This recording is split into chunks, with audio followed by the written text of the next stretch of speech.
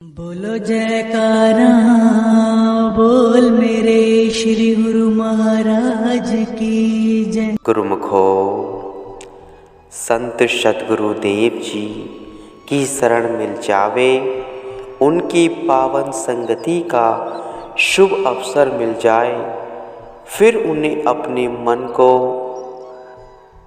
को सतगुरु की आज्ञा में दृढ़ रखना चाहिए। शेष सकल दायित्व सद्गुरु स्वयं संभाल लेते हैं। सद्गुरु ही जीव को सच्चे नाम का धन प्रदान करते हैं। ग्रीष्म शुष्क देशों का जलवायु और अति शीत देशों का जलवायु क्रमशः उष्ण और शीत होता है। सुगंधित की दुकान के समीप निकलते हुए प्राणी का मस्तिष्क स्वशीत होता है, जबकि जड़ वस्तुओं की संगति अपने प्रभाव को डाले बिना नहीं रहती। तो क्या महापुरुषों का संग अपने प्रभाव से खाली रहेगा? दोहा में कबीर फरमाते हैं, कबीर संगत साधकी जो ही गंधी की वास, जो कछु गंधी दे नहीं तो भी वास सुवास। सोचो और गंभीर विचार करो, जैसा संग करोगे वैसा ही रंग आएगा। संगति का प्रभाव निष्फल नहीं जाता। जो जिस संगति में विचरण करता है उसे वैसा ही फल मिलता है। जैसे एक स्वाति बूंद भिन्न भिन्न आधार पाकर अलग अलग रूप बदल गई। जब वह केले पर पड़ी तो कपूर बन गई, सीप में आई तो मोती बन गई, और यदि दुर्भाग्यवश कहीं सांप के मुख में जा पड़ी तो विष बन गई। विचार करने से ज्ञान होता है कि यह सब विभिन्नता संगति का ही प्रभाव है। मनुष्य के लिए किस प्रकार की संगति लाभदायक है? श्री रामचरित में लिखा है, विनु सत्संग विवेक न होए, राम कृपा विनु सुलभ न सोए। सत्संगति मृदु मंगल मूला, सोए फल सिद्धि सब साधन भूला। तो बिना सत्पुरुषों की संगति के ज्ञान नहीं होता। यह प्रभु कृपा के बिना सुलभ नहीं हो सकती। सत्पुरुषों की संगति ही आनंद मंगल की मूल है, सिद्धि उसका फल है और साधन फूल है। अर्थात सत्पुरुषों की संगति ही मानव के लिए श्रेष्ठ कर है, जहाँ से इसे विवेक मिल सकता है। परमात्मा ने जब जीव को जन्म दिया तो उसके प्रारब्ध का भोग भी पहले से ही तैयार रख दिया। परंतु आश्चर्य की बात यही है कि मनुष्य के चित्त में परमात्मा पर विश्वास नहीं। इसी कारण चिंता का शिकार बना रहता है। प्रकृति ने तो मनुष्य के लिए सब प्रबंध कर दिए हैं। मनुष्य के लिए नीति के भंडार में कोई कमी नहीं। यदि कोई यह समझे कि मैं अपनी बुद्धि व चतुराई से जीविकोपार्जन करता हूँ, तो ऐसा सोचना गलत है। फकीरों का कथन है कि यदि आजीविका का कमाना बुद्धि चतुराई पर निर्भर होता है तो जगत में नादान प्राणी तो आजीविका प्राप्त ही न करते। परंतु ऐसा नहीं। नादान प्राणियों को परमात्मा ऐसे ढंग से आजीविका देता है कि बुद्धिमान देखकर चकित रह जाते हैं। प्रबुद्ध भोग प्राणी के साथ लगा रहता है, जहाँ कहीं और जिस अवस्था में भी वह हो उसका प्राध्य भोग उसे अवश्य मिलता है। शेख सादी साहिब मालिक के चरणों में प्रार्थना करते हैं कि हे दाता, तू अपने अदृश्य भंडार से नास्तिक एवं दुष्ट लोगों को भी जीविका प्रदान करता है। जब तू अपने विरोधियों पर भी ऐसी कृपा दृष्टि रखता है तो अपने उपासक भक्तजनों को भला तू कैसे वंचित रखेगा। ऐसा नियति का प्रबंध है कि जो मालिक की याद से गाफिल है उन्हें भी जीविका प्रदान की जाती है। तब फिर जो रात दिन उसको याद करते हैं, परमात्मा उन्हें क्यों कर वंचित रहने देगा। क्या किसी की बुद्धि यह स्वीकार कर सकती है कि जो व्यक्ति भजन करेगा वह भूखा रह जाएगा? नहीं।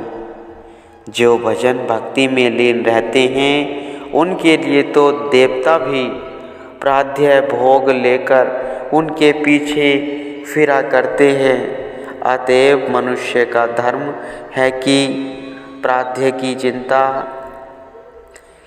चिंता को छोड़कर भजन भक्ति में मन लगावे तथा अपने मार्ग को सुगम करे।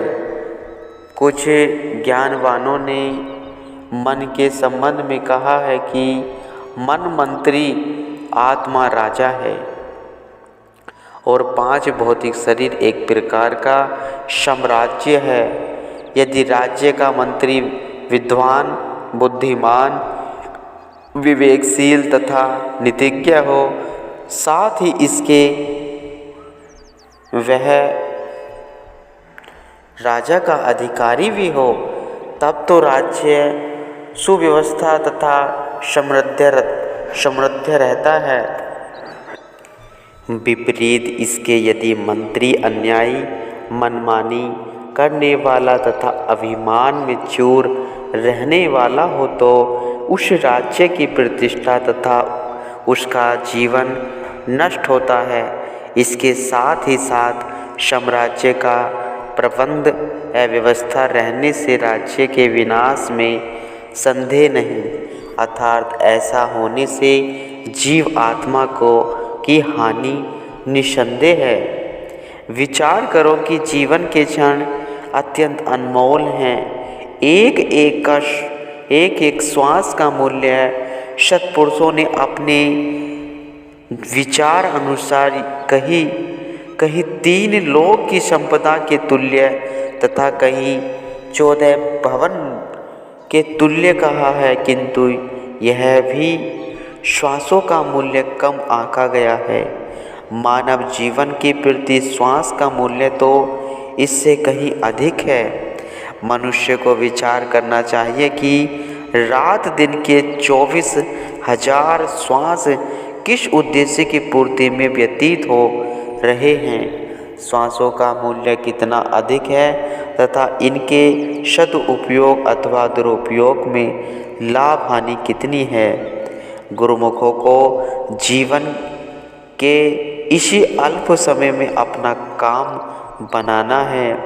जगत के कार्य व्यवहार में निसंदेह करने हैं, तथापि स्मरण रहे कि भक्ति भजन बिना तो निस्तार नहीं। अपनी सच्ची कमाई तथा पूंजी तो भजन ध्यान ही है। यदि इस अमूल्य समय में मनुष्य भजन से गाफिल हो रहा है तो अंत में पछताना पड़ेगा, परंतु कुछ बन न सका।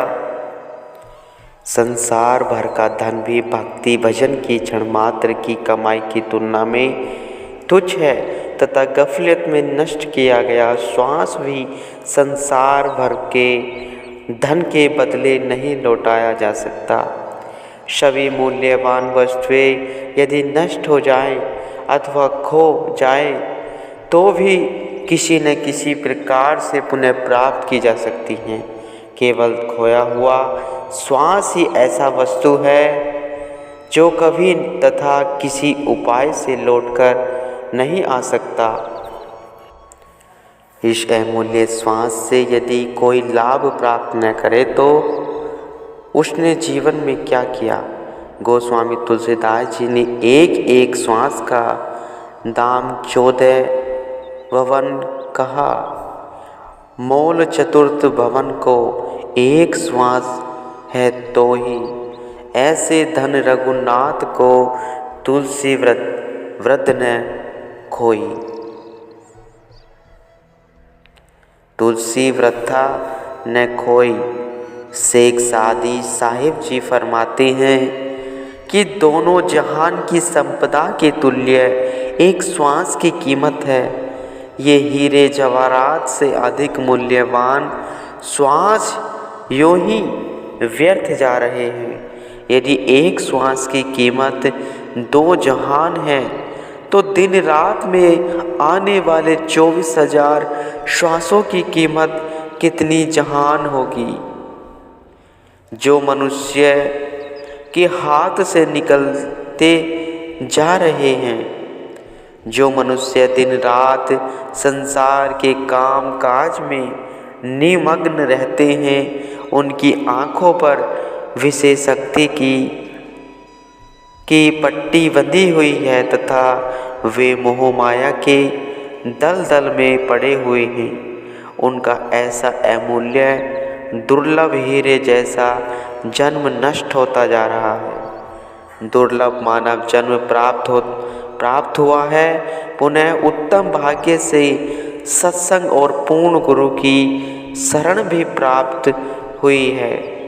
अब भी यदि जीवन का वास्तविक लाभ न लिया तो फिर पश्चाताप करना पड़ेगा। अतएव जितना हो सके अधिकाधिक श्वास भक्ति भजन के अर्थ व्यतीत हो। वे निजी लाभ अथवा पूंजी है। भक्ति की कमाई जितना अधिक बन पड़े उतना ही अच्छा है, जिससे कि अंत समय हाथ मलना और पछताना न पड़े। प्राकृतिक नियम अनुसार जिसका चिंतन सुमरण जिसका चित्त में होगा उसी अनुरूप ही प्रभाव भी पड़ेगा तथा उन्हीं भावनाओं को दृढ़ता मिलेगी। संसारी और गुरुमुख में यही तो अंतर है कि संसारी तो दृश्यमान जगत के पदार्थों, माया की सामग्रियों तथा भोगों के साथ चित्त को जोड़ते हैं। ये पदार्थ और भोग तो उसे निसंदेह प्राप्त होंगे, क्योंकि विधि का विधान ही यही है कि जो चाहोगे सो मिलेगा, किंतु उसके साथ ही उस पदार्थ का जो प्रभाव होगा वह भी आवश्यक प्रकट होगा। माया के पदार्थों का प्रभाव दुख, चिंता, अशांति एवं काल के आतंक को उत्पन्न करने वाला है। इसी कारण संसारी जीव काल से भयभीत रहते हैं। गुरुमुखों की वृत्ति असत एवं नाशवान पदार्थों से उपराम होकर अंतमुखे नाम का सुमरण में लगी रहती है। इस प्रकार वह काल और माया की परिधि से बाहर हो गए हैं और उनका संबंध सद्गुरु के साथ जुड़ गया है। यह वह स्थान है जहाँ काल और माया की पहुँच हो ही नहीं सकती। गुरुमुखो